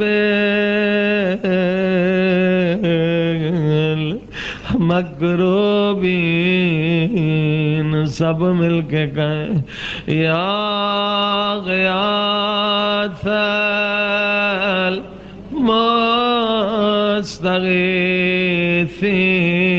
المستغیثین، یا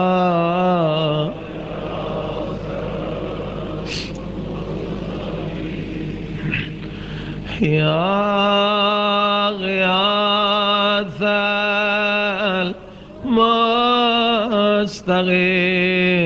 المستغیثین، یا غیاث المستغیث. ہے فریاد سننے والے میرے اللہ، آج مجلس حسین سے ہماری فریاد سن لے، نہ دولت کا سوال ہے نہ تخت و تاج کا سوال، اے خدا ہر مجلس میں ہمارا یہی سوال ہے، ان گناہوں کو مٹا دے جن کی وجہ سے ہم اپنے مولا کی زیارت سے محروم ہیں۔ سب کو دیکھ رہا ہوں مگر فرزند زہرا تیری زیارت سے محروم ہوں۔ سب مل کے کہیں یا غفار یا غفار یا غفار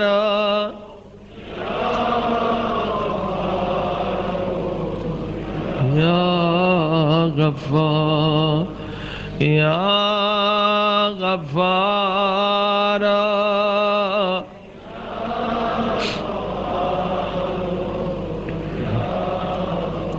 سب بلند آواز یا غفار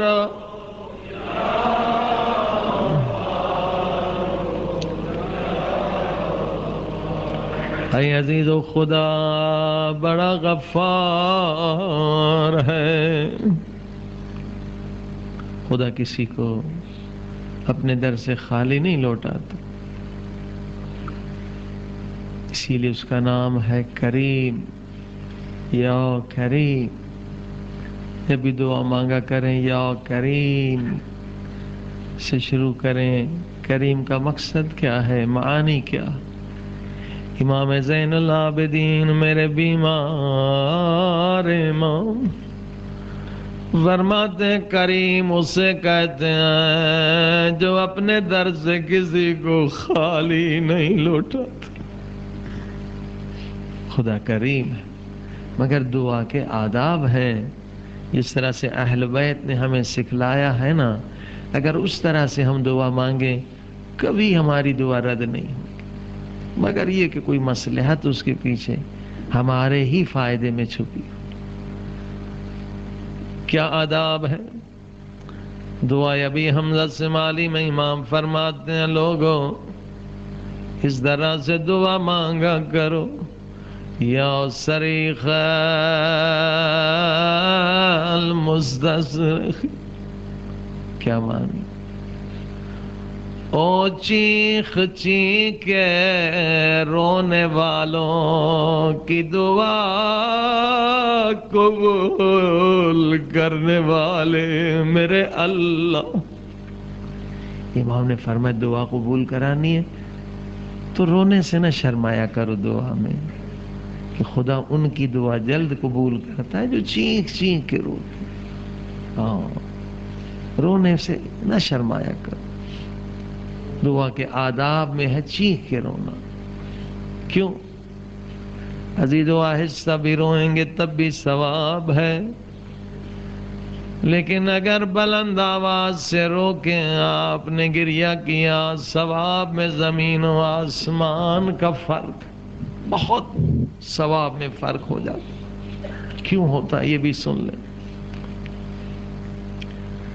اللہ کے رسول فرماتے ہیں جب کوئی چیخ کے روتا ہے، رو رو کے دعا مانگتا ہے،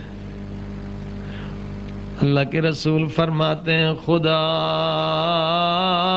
تیرے رونے کی آواز پہلے آسمان کے فرشتوں کو سناتا ہے، ان فرشتوں کا دل بڑا نرم ہے، جب وہ آپ کے رونے کی آواز سنتے ہیں وہ بھی رو کے کہتے ہیں میرے اللہ ان بیچاروں کو بخش دے، دنیا سو رہی ہے یہ بیچارے رو رہے۔ اگر اکیلے آپ نے دعا مانگی، اگر بلند آواز سے روئے تو اتنا بڑا فرق ہو گیا. پہلے آپ اکیلے تھے، اب پہلے آسمان میں کتنے فرشتے ہیں خدا کو معلوم ہے، کتنی تعداد. اب کروڑ فرشتے آپ کے ساتھ دعا میں شریک ہو. بس اتنا ثواب نہیں. اللہ کے رسول فرماتے ہیں پھر خدا آپ کے رونے کی آواز دوسرے آسمان کے فرشتوں کو سناتا.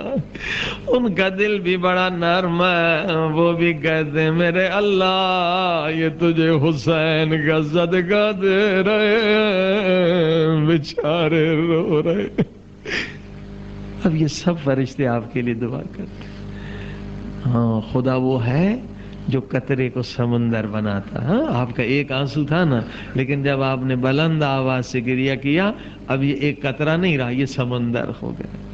پھر خدا آپ کے رونے کی آواز تیسرے آسمان، چوتھے آسمان، یہاں تک کہ ساتویں آسمان کے فرشتوں کو سناتا. اب یہ سارے آپ کے لیے دعا کرتے ہیں. بس اتنا ثواب نہیں، اس سے بھی زیادہ. اب اس مجمع میں وہ مومنین مومنات غور سے سنیں جن کے والدین کا انتقال ہو گیا یا جن کی ماں کا انتقال ہو گیا.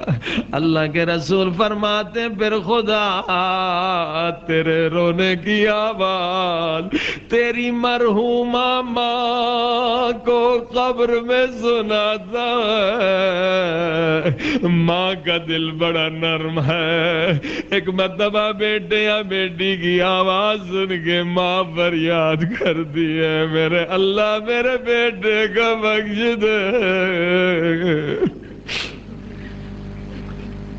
اور حدیث میں ہے کہ والدین کی دعا قبر میں بھی اولاد کے لیے قبول ہوتی ہے. اسی لیے کہ والدین کے لیے کچھ کیا کرو، کوئی مجلس کیا کرو، کوئی مدرسہ بنایا کرو. ان کا دل خوش ہو گیا، وہاں سے دعا کریں گے آپ کی مشکل یہاں حل ہو جائے.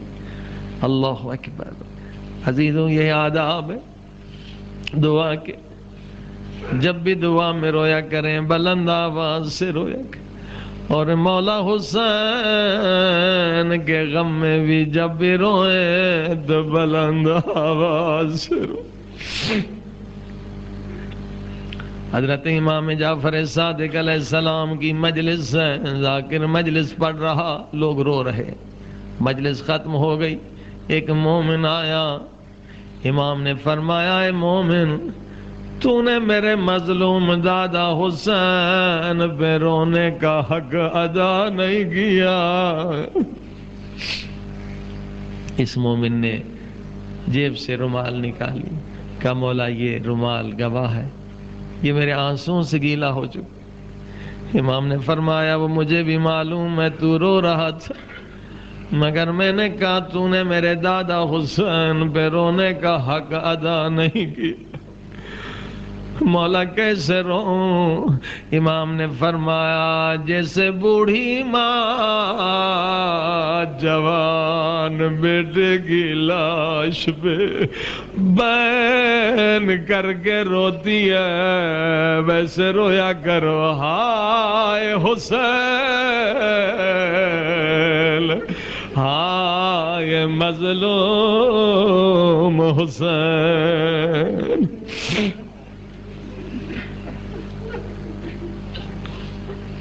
ہزاروں دونوں آداب آپ نے سن لی. رونا انبیاء کی سنت ہے، رونے کی وہ عبادت ہے بہت افضل عبادت. قیامت کے دن ہر آپ کے عمل کا وزن ہوگا، فرشتے وزن کریں گے اس کا ثواب. مگر جب یہ آنسو لائے جائیں گے فرشتے کہیں گے میرے اللہ آپ ان کا وزن نہیں کر سکتے. خدا کی آواز آئے گی تم دور ہو جاؤ، ان کا اجر میں خود عطا کروں گا. حسین کے غم میں بہنے والے آنسو کا اجر زہرا سے ملے گا. بڑی افضل عبادت. آئیے مل کے فریاد کریں یا غفار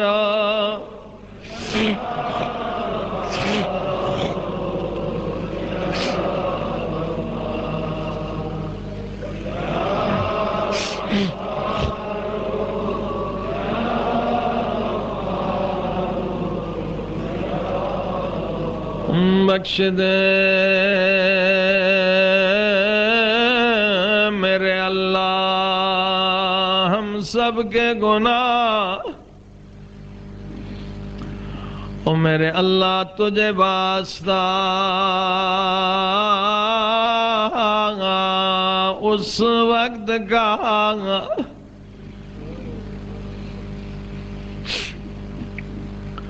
او جب بی زینب کوفے کی بازار میں آ گئی،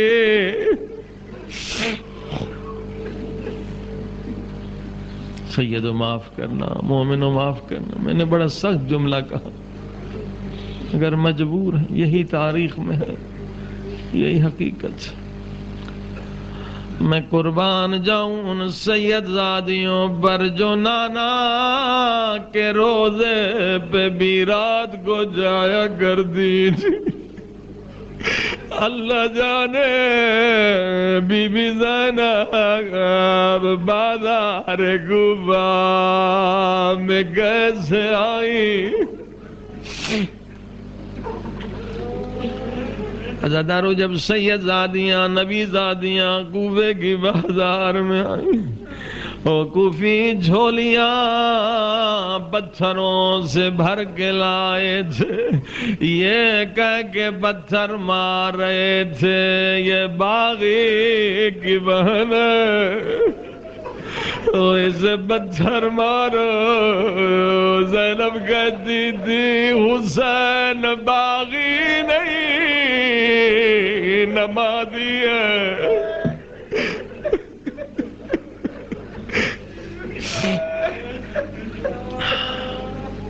سارے ظالم پتھر مار رہے تھے، عزادارو چھوٹے بچے، بے عقل و بے شعور بچے جو بڑوں کو دیکھتے ہیں وہی عمل خود کرتے ہیں۔ ایک 4 برس کا بچہ تھا، اس نے دیکھا سارے لوگ انہیں پتھر مار رہے ہیں، اس بچے نے بھی ایک پتھر اٹھائی اور مولا حسین کے سر کو پتھر مارنا جاؤ۔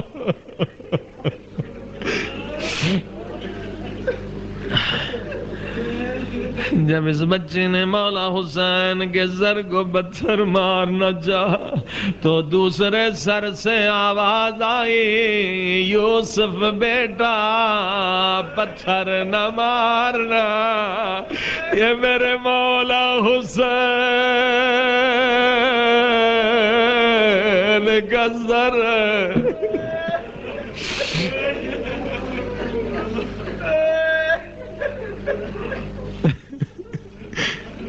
بچے کے ہاتھ سے پتھر گر گئی، بچہ سر کے نزدیک آیا، سر کو دیکھ کر کہنے لگا، اے شہید راہ خدا بتا تو کون ہے اور میرے نام سے کیسے واقف ہے؟ یا سر سے آواز آئی، یوسف بیٹا نہیں پہچانا، انا حبیب ابن مظاہر، میں تیرا باپ حبیب ہوں۔ عزادارو دعا کریں، کوئی 4 برس کا بچہ اور بابا کی کٹی ہوئی گردن کو نہ دیکھے۔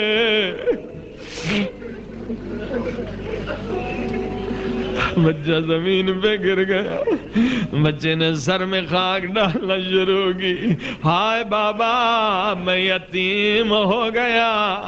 سر سے آواز آئی، بیٹا بعد میں رونا، بعد میں ماتم کرنا، بیٹا جلدی گھر جا، اپنی اماں کو بازار میں بلا کے لا اور اماں سے کہنا کچھ برقع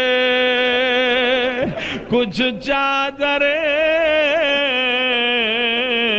لے کے آئے، اور زینب کے سر میں چادر نہ رہے سید زادیاں بے پردہ ہے. ازادارو یہ بچہ روتا ہوا گھر گیا. ماں سے کہنے لگا اماں بابا تجھے بازار میں بلا رہے ہیں, جلدی کرو اٹھو. ماں نے کہا بیٹا میں نبی کے صحابی کی بیوی ہوں, مجھے برقع تو اٹھانے دے. بچے نے رو کر کہا ماں فقط اپنا برقع نہ اٹھانا, او زینب کلثوم کے پردے چھین لیے گئے. اماں کچھ چادریں لے لو, کچھ برقعے. پروردگار کربلا کے شہیدوں کے صدقے میں, شام اور کوفے کے قیدیوں کے صدقے میں میرے اللہ ہمارے چھوٹے بڑے گناہوں کو بخش دے. میرے اللہ موت نہ دینا جب تک اپنے گناہوں سے توبہ مکمل نہ کر لیں.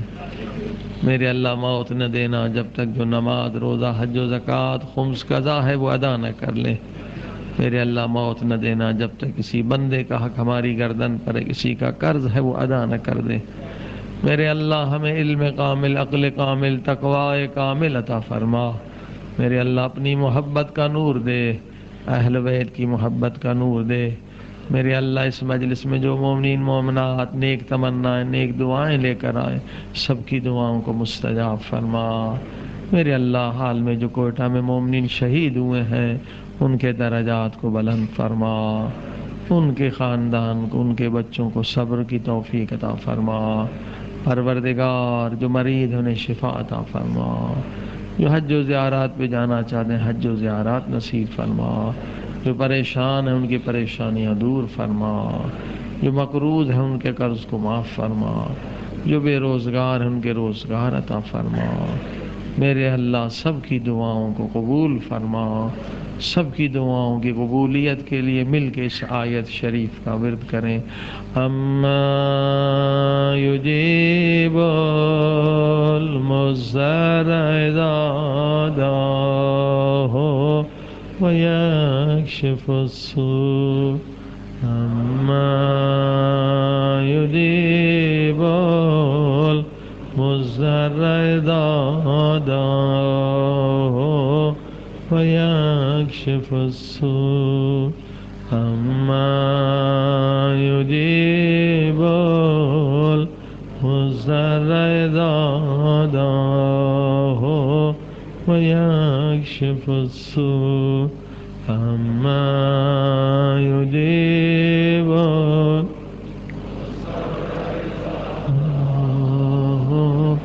ویکشف السوء.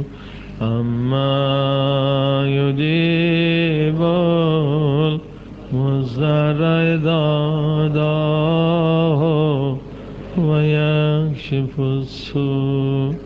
اما یجیب المضطر اذا دعاہ ویکشف السوء. پروردگار ہم سب کو امام زمانہ کی زیارت نصیب فرما.